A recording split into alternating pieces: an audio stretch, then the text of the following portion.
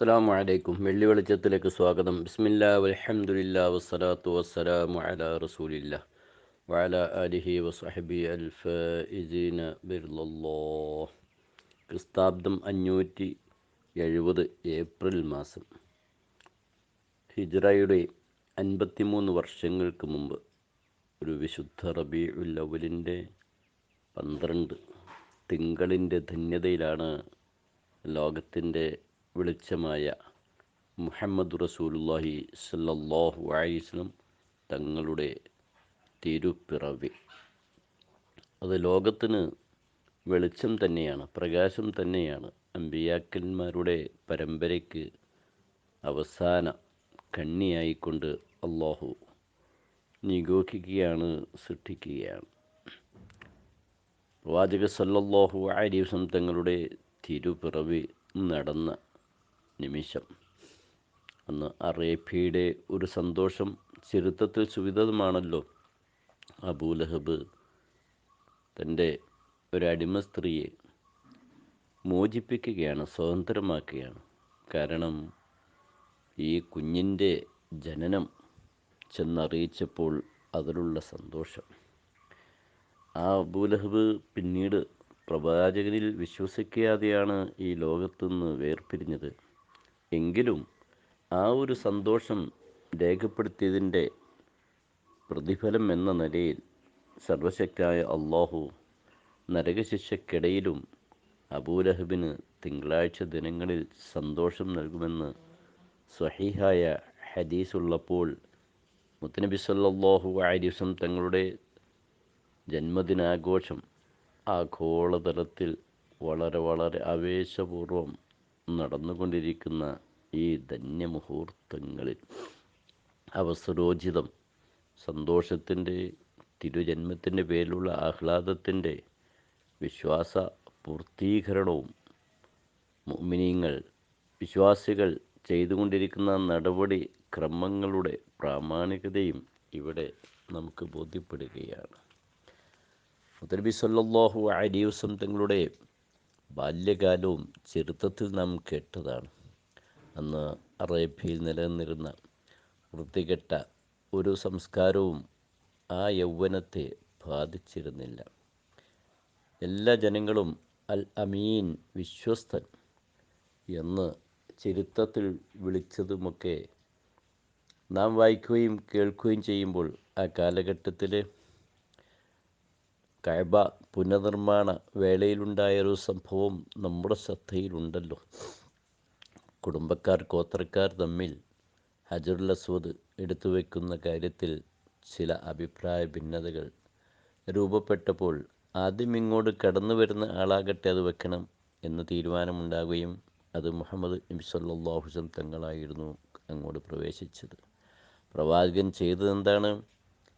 തമ്മിൽ ഭിന്നാവീക്ഷണങ്ങൾ പുലർത്തിയ എല്ലാ വിഭാഗത്തോടും ഒരു മുണ്ട് വിരിച്ച് അതിൽ കല്ല് വെച്ച് എല്ലാവരെ കൊണ്ടും അതിൻ്റെ തലഭാഗങ്ങൾ പിടിപ്പിച്ച് ഉയർത്താൻ ആവശ്യപ്പെടുകയും, മേൽഭാഗത്തെത്തിയപ്പോൾ ആ പവിത്രമായ കല്ലെടുത്തുകൊണ്ട് മുത്തനബി സല്ലല്ലാഹു അലൈഹി വസല്ലം യഥാസ്ഥാനത്ത് വയ്ക്കുകയും ചെയ്യുന്നു. അവിടെ പ്രശ്നങ്ങൾ തീരുകയാണ്. പറഞ്ഞതിൻ്റെ ഒരു ചെറിയ ഉൾസാരം, പ്രശ്നങ്ങളെയും പ്രതിസന്ധികളെയും പരിഹരിക്കുന്നതിൽ, തീർപ്പാക്കുന്നതിൽ, ലോകത്ത് ശാന്തിയുടെ സന്ദേശം വിതറുന്നതിൽ പ്രവാചകത്വം നിമിത്തമാണ്, കാരണമാണ്. എന്നാൽ പ്രവാചകത്വ ലബ്ധിയുടെ മുമ്പ് തന്നെ ആ ജീവിതം മാതൃകാപരമായിരുന്നു എന്ന ഒരു കാര്യം കൂടി അവസരോചിതം ഇവിടെ സൂചിപ്പിക്കുകയാണ്. മുഹമ്മദ് നബി സല്ലല്ലാഹു അലൈഹി വസല്ലം തങ്ങളുടെ ദൗത്യത്തെക്കുറിച്ച് ലോകപ്രശസ്തനായ ബെർണാഡ് ഷാ പറഞ്ഞത്, ആധുനിക കാലഘട്ടത്തിൻ്റെ പ്രശ്നങ്ങൾക്ക് പരിഹാരം കാണണമെങ്കിൽ മുഹമ്മദ് നബിയെ പോലെയുള്ള ഒരു ആൾ രാജ്യത്തിൻ്റെ, നാടിൻ്റെ, സമൂഹത്തിൻ്റെ ഭരണാധികാരം കൈയാളണം. അങ്ങനെ പ്രവാചകനെ പോലത്തെ ഒരാൾ രാജ്യം ഭരിക്കുകയാണെങ്കിൽ പ്രശ്നങ്ങളില്ല, പ്രതിസന്ധികളില്ല എന്നായിരുന്നു ലോകത്തിൻ്റെ ചരിത്രം പഠിച്ചവരൊക്കെ പറഞ്ഞത്, നമുക്ക് ഉത്ബോധിപ്പിച്ച് തന്നത്. ഇന്നത്തെ പ്രശ്നങ്ങൾ നാം എണ്ണിയാൽ തീരുന്നതല്ലല്ലോ. നാം വർണ്ണിച്ചാൽ അത് അവസാനിക്കുന്നതുമല്ല, വിശദീകരിച്ചാൽ എവിടെയും എത്തുകയില്ല. അത്രമാത്രം പ്രതിസന്ധികൾ ഒഴുകുകയാണ് ലോകം. അല്പം മനുഷ്യത്വത്തിനു വേണ്ടി, സ്നേഹത്തിനു വേണ്ടി, ധർമ്മത്തിനു വേണ്ടി ലോകസമൂഹം കാത്തിരിക്കുകയാണ്. ഭരണാധികാരികളും നാശത്തിലാണ്, ജനങ്ങളും കുഴപ്പത്തിലാണ്. നാടിൻ്റെ അവസ്ഥകൾ വികലമായി കൊണ്ടിരിക്കുന്നു. പ്രതിസന്ധികൾ കുമിഞ്ഞുകൂടുകയാണ്. ഏത് മേഖലയിലും, വ്യാവസായിക, കാർഷിക, ഭരണ രംഗങ്ങളിലൊക്കെ, ജനങ്ങളുടെ സാമൂഹിക വ്യവസ്ഥിതികളിലൊക്കെ, കുടുംബങ്ങളുടെ ഉള്ളിൽ പോലും വിവിധങ്ങളായ പ്രശ്നങ്ങളുടെ ആധിക്യം അത്ഭുതപ്പെടുത്തുമ്പോൾ, അതെ, മുത്തനബി സല്ലല്ലാഹു അലൈഹി വസല്ലം തങ്ങളെപ്പോലത്തെ ഒരു ആളിൽ നിന്ന് ഇതിനൊക്കെ പരിഹാരമായി പലതും പഠിക്കാനുണ്ടെന്ന് ചിന്തകന്മാർ പറയുന്നു. ഇപ്പോൾ നമ്മുടെ രാജ്യം തന്നെ എടുത്താൽ, രാഷ്ട്രീയ പ്രസ്ഥാനങ്ങളും വിവിധ കക്ഷികളും തമ്മിൽ അങ്ങുമിങ്ങും കലഹങ്ങൾ, കുടുംബങ്ങളിൽ നിന്ന് റിപ്പോർട്ട് ചെയ്യപ്പെടുന്ന വാർത്തകൾ നമ്മെ ഞെട്ടിപ്പിക്കുന്നതാണ്. ഭാര്യയെ കഴുത്തറുത്ത് കൊല്ലുന്നത്, മക്കളും പിതാക്കളും കുടുംബങ്ങളും തമ്മിലുള്ള കലഹങ്ങൾ, അയൽവാസികൾ തമ്മിലുള്ള പ്രശ്നങ്ങൾ, സംസ്ഥാനങ്ങൾ തമ്മിൽ, രാജ്യങ്ങൾ തമ്മിൽ ആയുധങ്ങൾക്ക് കോപ്പുകൂട്ടിക്കൊണ്ടിരിക്കുന്ന അവസ്ഥാവിശേഷം. ഒരു രാഷ്ട്രത്തിൻ്റെ സേനാ അംഗങ്ങൾ മറ്റു രാജ്യങ്ങളിലേക്ക് കടന്നു ചെന്ന് നാടിൻ്റെ സന്തുലിതാവസ്ഥ തകർക്കുകയും ജനങ്ങൾക്ക് മേൽ ആയുധങ്ങൾ പ്രയോഗിക്കുകയും കാർഷിക ഉൽപ്പന്നങ്ങളൊക്കെ നശിപ്പിക്കുകയും ചെയ്യുന്നൊരു സാഹചര്യത്തിൽ മുത്തനബി സല്ലല്ലാഹു അലൈഹി വസല്ലം തങ്ങൾ ലോകത്ത് വരുത്തിയ സമാധാനം എത്ര മനോഹരം. 2 ദിവസം മുമ്പായിരുന്നല്ലോ രാഷ്ട്രപിതാവ് ഗാന്ധിയെ ഭാരതം അനുസ്മരിച്ചത്. ഗാന്ധിയുടെ വിശ്വപ്രസിദ്ധമായ പല ദർശനങ്ങളിലും വാചകങ്ങളിലും നാം തിരഞ്ഞു നോക്കുമ്പോൾ കാണുന്ന 1-2 അധ്യായങ്ങൾ നമുക്കിവിടെ സന്ദർഭത്തിനൊത്ത് ഓർക്കാവുന്നതാണ്.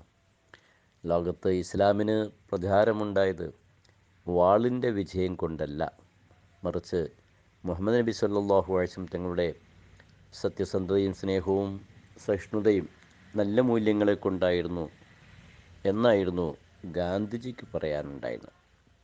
ലൗ കുന്ത ഫള്ളൻ ഗലീദൽ ഖൽബി ലം ഫള്ളൂ മിൻ ഹൗലിക്. അല്ലാഹുവിൻ്റെ പ്രവാചകരെ, അങ്ങ് പരുവരുത്ത ഒരു കഠിന ഹൃദയനായിരുന്നുവെങ്കിൽ ഈ ജനങ്ങളൊന്നും അങ്ങയെ സമീപിക്കില്ല, അങ്ങയെ ഉൾക്കൊള്ളാൻ തയ്യാറാവില്ല.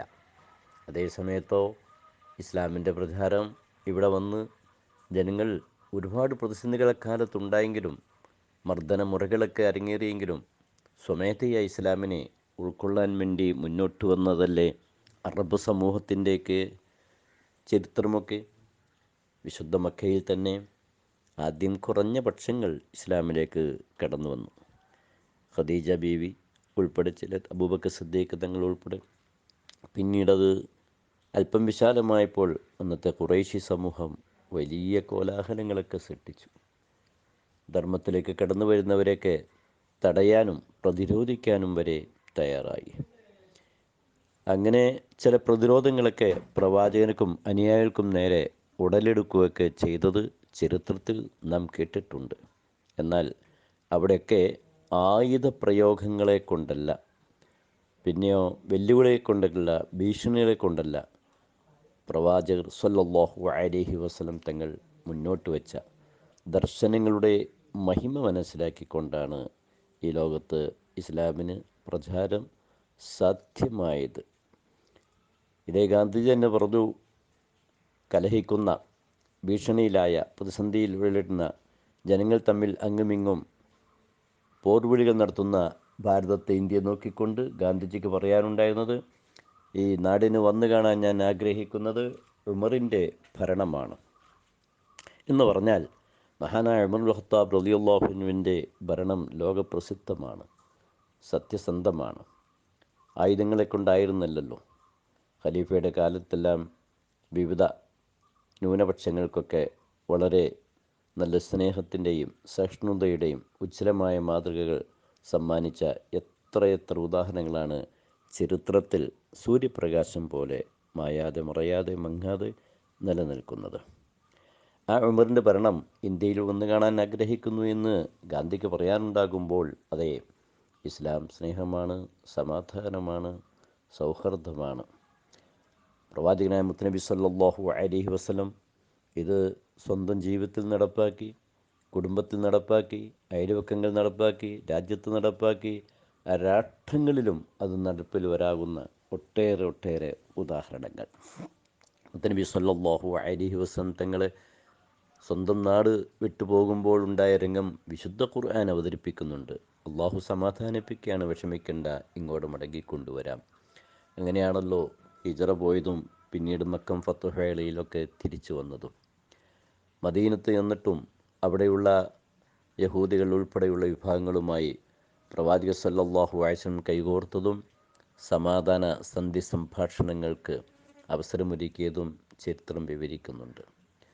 മക്കം ഫത്ഹ് വേളയിൽ മക്കയിലേക്ക് പ്രവേശിച്ച തനിക്കും തൻ്റെ അനുചരന്മാർക്കും അന്ന് തന്നെ പീഡിപ്പിക്കാൻ ആദ്യകാലത്ത് നേതൃത്വം നൽകിയ ആളുകളെ എന്തു വേണമെങ്കിലും ചെയ്യാമായിരുന്നു. എന്നാൽ മുത്തുനബി സല്ലല്ലാഹു അലൈഹി വസല്ലം തങ്ങൾ അവർക്ക് മാപ്പ് കൊടുക്കുകയാണ് ചെയ്തത്. ആ മാപ്പ് ലോക ചരിത്രത്തിൽ പ്രസിദ്ധമാണ്. ഇസ്ലാമിൻ്റെ മഹിമയായി പല ചിന്തകന്മാരും അത് ഉയർത്തിപ്പറയുന്നുണ്ട്. നമുക്കറിയാമല്ലോ, യമാമയുടെ ഭരണാധികാരി സ്വഹാബത്ത് പിടിച്ചു കൊണ്ടുവന്നില്ലേ, ബന്ധനത്തിലാക്കിയില്ലേ. പ്രവാചക സല്ലല്ലാഹു അലൈഹി വസല്ലം സന്നിധിയിൽ വന്നപ്പോൾ അദ്ദേഹത്തെ കൈകാര്യം ചെയ്യാനല്ല പ്രവാചകൻ പറഞ്ഞത്, പിന്നെ സ്നേഹം കൊടുക്കാനായിരുന്നു പറഞ്ഞത്. 1-2 ദിവസം പള്ളിയിൽ താമസിച്ചു, ഇസ്ലാം സ്വീകരിക്കുന്നുണ്ടോ എന്ന് ചോദിച്ചു നോക്കാം, അത്രമാത്രം. അദ്ദേഹം ആദ്യം തയ്യാറായില്ല, സ്വരാജ്യത്തേക്ക് വിട്ടയക്കുകയാണ് ചെയ്തത്. യാതൊരു വിധത്തിലുള്ള പ്രകോപനങ്ങളും അദ്ദേഹത്തിന് നേരെ ഉണ്ടായില്ല. എന്നാൽ ഈ സ്നേഹത്തിൻ്റെ ദർശനം വിട്ടുകൊണ്ട് ഞാൻ ഇനിയൊരു മറ്റു ദിക്കിലേക്ക് പോകാനില്ല, എനിക്ക് വേണ്ടത് ഈ പ്രത്യയശാസ്ത്രമാണ്. അഷ്ഹദു അല്ലാ ഇലാഹ ഇല്ലല്ലാഹ് അഷ്ഹദു അന്ന മുഹമ്മദ് റസൂലുള്ളാഹ്. ഇതല്ലേ ഇസ്ലാം പ്രഖ്യാപിക്കുകയല്ലേ ചെയ്തത്. പറഞ്ഞതിൻ്റെ താല്പര്യവും സാരവും അള്ളാഹുവിൻ്റെ പരിശുദ്ധമായ ദീനുൽ ഇസ്ലാം ലോകത്ത് പ്രചാരം സിദ്ധിച്ചത് ചിന്തകന്മാർക്കറിയാം, ചരിത്രാന്വേഷികൾക്കറിയാം. എന്നാൽ ചില പടിഞ്ഞാറിൻ്റെ ആശയങ്ങൾ ഉൾക്കൊണ്ടുകൊണ്ട് ഉറങ്ങുന്നവരെ വിളിച്ചുണർത്താം, ഉറക്കം നടിക്കുന്നവരെ വിളിച്ചുണർത്താൻ സാധ്യമല്ല എന്ന് പറഞ്ഞതുപോലെ ഏതു നിലയ്ക്കും പ്രവാചകനെയും ഇസ്ലാമിനെയും അവഹേളിക്കണമെന്ന് ഒരു വിഭാഗം തീർച്ചപ്പെടുത്തി നടക്കുന്നുണ്ട്. അവരെ ഒരുപക്ഷെ തിരുത്താൻ കഴിഞ്ഞില്ലെന്ന് വന്നേക്കാം. അല്ലാത്തവർക്കൊക്കെ നമുക്കറിയാം, മുത്തുനബി സല്ലല്ലാഹു അലൈഹി വസല്ലം തങ്ങൾ പഠിപ്പിച്ച പരിശുദ്ധമായ ഇസ്ലാം, പ്രചരിപ്പിച്ച ഇസ്ലാം, ആ ഇസ്ലാമിൻ്റെ സുന്ദരമായ ആശയങ്ങളും മൂല്യങ്ങളും ഈ ലോകത്ത് ഇന്ന് വളരെ പ്രചാരത്തിലുണ്ട്. ലോകരാഷ്ട്രങ്ങളിലെല്ലാം ഇസ്ലാമിൻ്റെ സന്ദേശങ്ങളുണ്ട്. ആ സന്ദേശത്തിലേക്ക് ഇപ്പോഴും ആധുനിക ലോകം ഉറ്റുനോക്കിക്കൊണ്ടിരിക്കുകയാണ്. യൂറോപ്പെല്ലാം കീഴടക്കാൻ ഒരു പ്രത്യയശാസ്ത്രത്തിന് കഴിയുമെങ്കിൽ അത് ഇസ്ലാം മാത്രമായിരിക്കുമെന്ന് ചിന്തകന്മാർ ലോകത്ത് നോക്കിക്കൊണ്ട് പ്രഖ്യാപിച്ചത് നമുക്ക് വായിക്കാൻ കഴിയുന്നുവെങ്കിൽ, ഗ്രഹിക്കാൻ കഴിയുന്നുവെങ്കിൽ, പരിശുദ്ധമായ ദീനുൽ ഇസ്ലാം മുഹമ്മദ് നബി സല്ലല്ലാഹു അലൈഹി വസല്ലം അതിൻ്റെ പ്രചാരകൻ മാത്രമാണ്, അതിൻ്റെ സംവിധായകനല്ല. അത് അള്ളാഹുവിൻ്റെ ദീനാണ്, പടച്ചവൻ്റെ പ്രത്യയശാസ്ത്രമാണ്, അള്ളാഹു നൽകിയ സന്ദേശമാണ് മുത്തുനബി സല്ലല്ലാഹു അലൈഹി വസല്ലം തങ്ങൾ ലോകത്ത് പ്രബോധനം ചെയ്ത്. ആ പ്രവാചകൻ്റെ ശരിയായ അനുയായികളായി തീരുവാൻ ഇസ്ലാമിക സമൂഹം ഇവിടെ തയ്യാറാകുകയാണ് വേണ്ടത്. ആ തയ്യാറെടുപ്പിൻ്റെ ഏറ്റവും മികച്ച ഒരു ഉദാഹരണമാണ് മനസ്സിൽ നിന്നുകൊണ്ട് ഹുബ്ബുൻ നബി സല്ലല്ലാഹു അലൈഹി വസല്ലം, പ്രവാചക സ്നേഹം അത് സദാസമയത്തും ഉണ്ടായിരിക്കണം. വിശ്വാസത്തിൽ, ദർശനങ്ങളിൽ, ചര്യകൾ ഉൾക്കൊള്ളുന്നതിൽ, സുന്നത്തുകൾ നടപ്പാക്കുന്നതിൽ, ഒപ്പം ആ മഹബത്തിൻ്റെ ഉദ്ഘോഷത്തിൽ, പ്രഖ്യാപനത്തിൽ. സ്നേഹം ഉള്ളിൽ മാത്രം ഒതുക്കേണ്ടതല്ലല്ലോ, സ്നേഹം പ്രഖ്യാപിക്കണം. അതുകൊണ്ട് തന്നെ റബീഉൽ അവ്വലിൻ്റെ വേളയിൽ ആഗോളതലത്തിൽ ആഘോഷങ്ങൾ അരങ്ങേറുകയാണ്. എല്ലാ നാടുകളിലുമൊക്കെയുണ്ട്. നമ്മുടെ കേരളത്തിൽ മാത്രമല്ല, ഭാരതത്തിൽ മാത്രമല്ല, ലോകത്തിൻ്റെ എല്ലാ തലങ്ങളിലും വളരെ മികച്ച പ്രകടനങ്ങളാണ് നബിദിന വേളകളിൽ നടക്കുന്നത്. അനേക ലക്ഷം സാധുക്കൾക്ക് ഭക്ഷണങ്ങൾ കൊടുക്കുന്നു, മദനപലഹാരങ്ങൾ വിതരണം ചെയ്യുന്നു, മദഹ് ഗാനങ്ങൾ ഉയർത്തുന്നു, ജനങ്ങൾക്ക് സംസ്കരണത്തിൻ്റെ മാർഗങ്ങൾ ലഭിക്കുന്ന പ്രഭാഷണങ്ങളും സെമിനാറുകളും സിമ്പോസിയങ്ങളും നടക്കുന്നു. വിദേശ രാജ്യങ്ങളിൽ വളരെ ആവേശപൂർവമാണ് ഇത് നടക്കുന്നത്.